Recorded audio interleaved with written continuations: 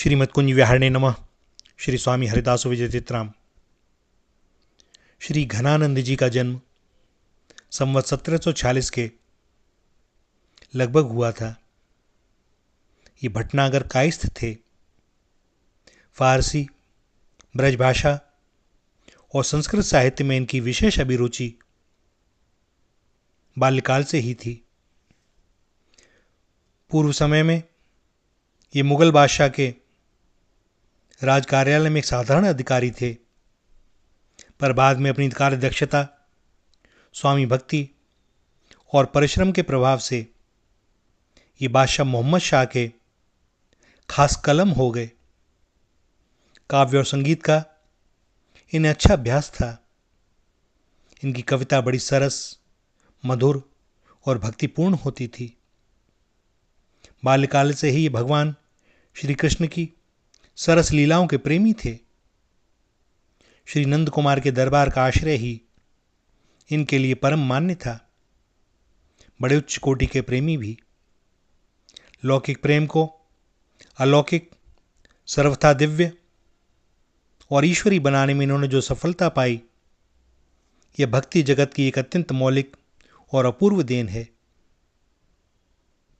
अपनी युवावस्था में ये सुजान नामक एक वैश्या के रूप और सौंदर्य पर आसक्त थे, पर बाद में उन्होंने अपनी यही आसक्ति भगवान श्री कृष्ण की भक्ति के चरणों पर समर्पित कर दी।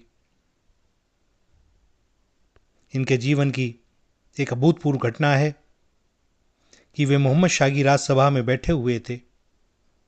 कुछ दरबारियों ने बादशाह से कहा कि घनानंद बहुत अच्छा गाते हैं। बादशाह ने कहा, कुछ सुनाओ घनानंद। पर घनानंद ने क्षमा मांगी, महाराज मेरे वश की नहीं, यह लोग ऐसे ही कौतुक कर रहे हैं। किंतु दरबार में ही उपस्थित गणिका सुजान ने जब घनानंद से कहा तो इन्होंने सुजान को देखते हुए उसकी ओर मुख करके गाया। सारी सभा में आनंद छा गया। बादशाह ने इनकी बड़ी प्रशंसा की, किंतु जब बादशाह ने कहा था तब इन्होंने बादशाह की आज्ञा अवहेलना की। इस अपराध के कारण इनको राजधानी से बाहर निकाल दिया गया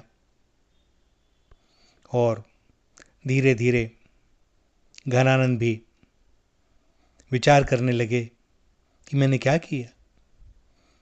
एक गणिका की बात पर मैं ऐसा मुग्ध हो गया, छी है मुझ पर। और भैया, लौकिक आसक्ति जब विरक्ति में बदलती है तो वो प्रभु में लगती है।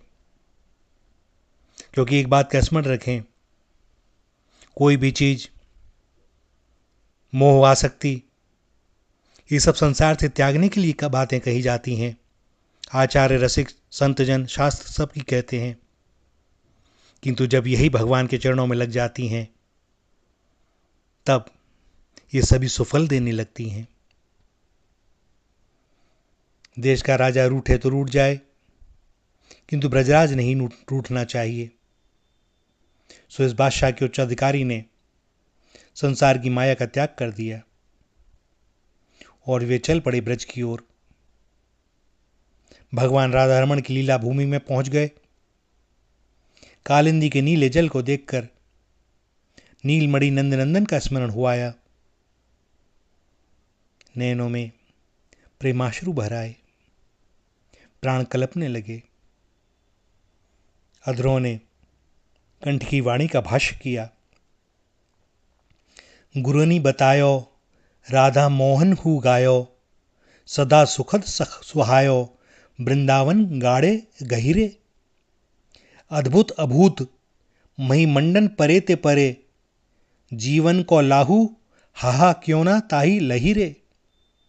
आनंद को घन छायो रहते निरंतर ही, सरस सुदेशों पपीहा मन बहिरे।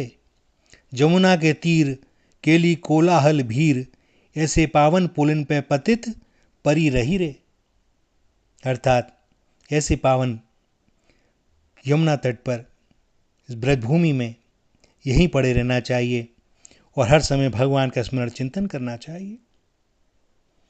जगत के नयनों में पतित और भगवान के नयनों में परम पावन घनानंद ने रासस्थली वंशीवट के मनोरम क्षेत्र में धरना देकर मानो एक प्रकार से रासेश्वर के दर्शन की इच्छा की। वे समय समय पर भगवान को वियोग श्रृंगार से सजाया करते थे। आकाश में उमड़ते बादलों को देखकर अनुनय पूर्वक कहा करते कि तुम मेरे नयनों के अश्रु जल को सुजान घनश्याम के अंगने में बरसा दो।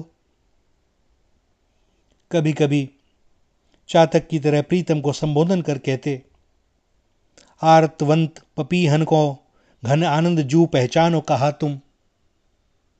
प्रेम की गूढ़ से गूढ़ अंतर्दशा की सूक्ष्मता का परिचय इनकी उक्तियों में मिलता है।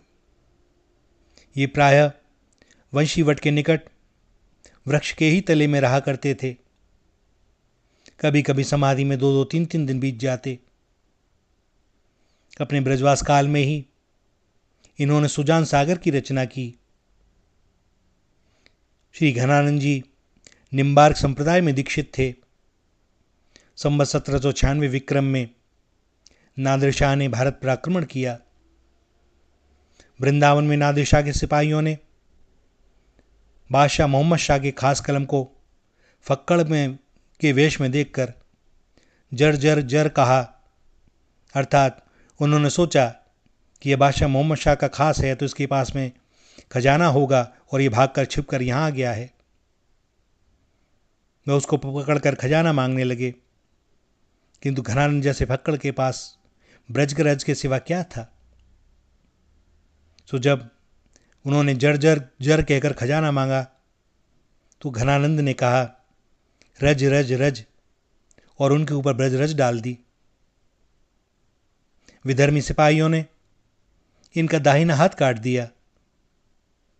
विरही घनानंद के प्राण अपने सुजान नंदलाल के विरह में चित्कार कर उठे और उनकी काव्य भारती ने करुण स्वर में गाया, अधर लगे हैं आनी करिके पयान प्राण, चाहत चलन ये संदेशों ले सुजान को।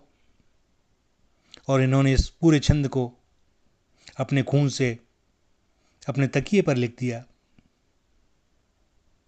नादिर शाह के सैनिकों ने कुछ ही समय के बाद इनका वध कर दिया और अंतिम समय में भी विरही घनानंद ने अपने सुजान घनश्याम को ही पुकारा। और भैया अंतमति सुगति, भक्त जीवन भर उनका नाम इसीलिए लेते हैं ताकि उसका अभ्यास ऐसा हो जाए कि न चाहने पर भी वह निकले। और जब अंत समय वह निकलता है